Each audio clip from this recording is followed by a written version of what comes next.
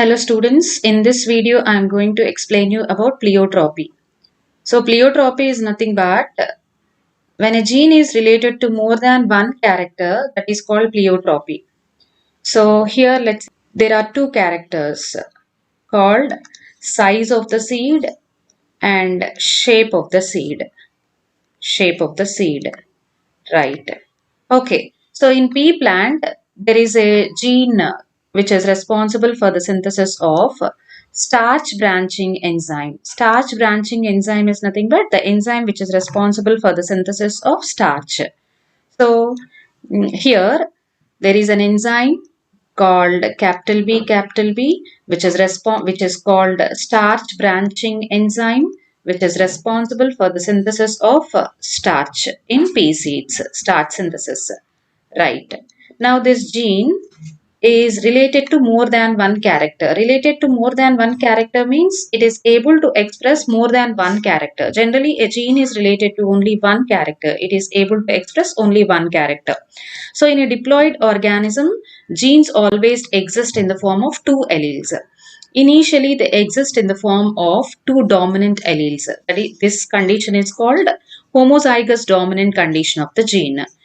If any change occurs during the course of evolution or due to mutation, if any change occurs, if one allele undergoes change, it results in heterozygous condition of the gene, that is capital B small b. If both the alleles undergo change, it results in homozygous recessive condition of the gene.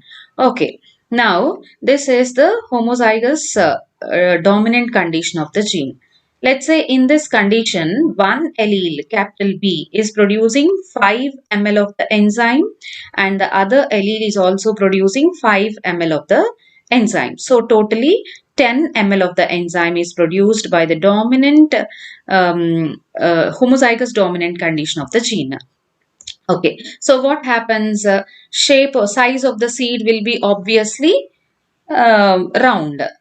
Size of the seed will be obviously round. Size of the seed will be obviously large and shape of the seed will be round because more amount of the enzyme is produced.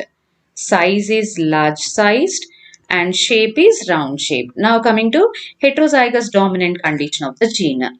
So under heterozygous condition of the gene, what is happening? This is capital B. This capital B is producing 5 ml of the enzyme in the same way. Starch branching enzyme, the enzyme which is responsible for the synthesis of starch, and small b is producing, let's say, 3 ml of the enzyme. So totally together 8 ml of the enzyme is produced. So when 8 ml of the enzyme is produced, the size of the seed will be intermediate in size. The size will be intermediate in size. So size is becoming intermediate because the enzyme produced is lesser. As the enzyme produced is lesser than the homozygous dominant condition of the gene, the size will be intermediate because starch produced will be lesser and the shape will be round only even under heterozygous dominant condition of the gene, heterozygous condition of the gene. Now coming to homozygous recessive condition of the gene. So in this homozygous recessive condition of the gene, what is happening? Small b condition of the gene.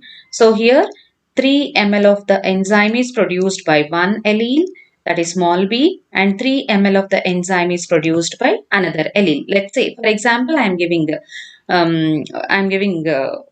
this example to explain pleiotropy. So totally how much amount of the enzyme is produced? 6 ml of the enzyme is produced. So in that case, what happens? The amount of starch produced will be very less. So if the amount of starch produced is less, what happens? Size of the seed will be smaller. Under what condition? Under homozygous recessive condition of the gene, the size of the seed will be smaller. Under heterozygous condition of the gene, the size of the seed is intermediate. Under homozygous dominant condition of the gene, the size of the seed is larger. Right? Now coming to shape of the seed. Shape of the seed will be obviously wrinkled under homozygous recessive condition of the gene. right? Now let's study the lines of NCERT, some lines of NCERT. Okay, I'll explain you the lines given in NCERT with respect to this pleiotropy, right? Okay, now these are the lines given in NCERT. Okay, right. Occasionally, a single gene product may produce more than one effect. Effect is nothing but more than one character, that is size of the seed and shape of the seed. Okay, and for example, here starch synthesis is controlled by a gene called capital B, capital B, that is under homozygous dominant condition of the gene, and this gene can be under small b condition. Under this condition, what happens? Size of the seed will be smaller, right? It is given in NCERT very clearly. Now coming to what happens under heterozygous condition of the gene, that is capital B, small b. So under heterozygous condition of the gene, if we observe size as the phenotypic character, it is showing incomplete dominance. If we observe shape as the character, it is showing dominance only. So what is given here? Therefore, dominance is not an autonomous feature of a gene or the product that it has information for. So it is not automatically, dominance is not automatically produced. It depends much on the gene product and production of a particular phenotype. It depends upon what? It depends upon particular phenotype. That means here, if we consider phenotype as size, it is showing incomplete dominance. If we consider phenotype as shape of the seed, it is showing dominance only, right? So what is given here?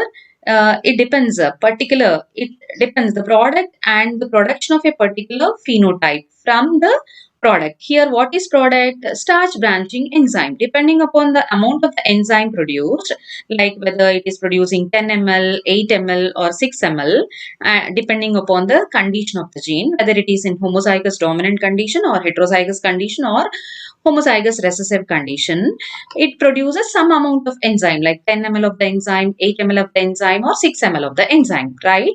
So it depends upon, it does a particular phenotype, so or the gene product that it has information for, and it also depends upon the product and the production of a particular phenotype from that product, from that enzyme, right, as it does on the particular phenotype. So it also depends upon the particular phenotype we choose to examine in case if that gene is uh, showing more than one effect, or in case if that gene is responsible for the expression of more than one character. So this is about pleiotropy. Hope you understood this concept. Thank you, students.